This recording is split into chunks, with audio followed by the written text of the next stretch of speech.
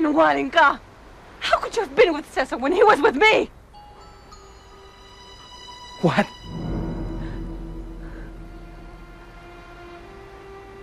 Nagkita kami sa coffee shop.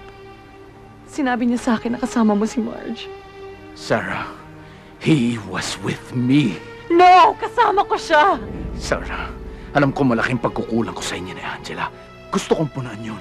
But there are other ways to get my attention. David, please listen to me. May mga sinabi sa akin si Cesar. Nandun daw siya ng gabi ng honeymoon natin. What are you saying? Sarah, imposible yung mga sinasabi mo. Kung ano-ano pa ang sinabi niya.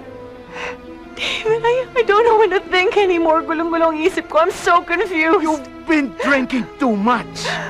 You're imagining Listen, things. David.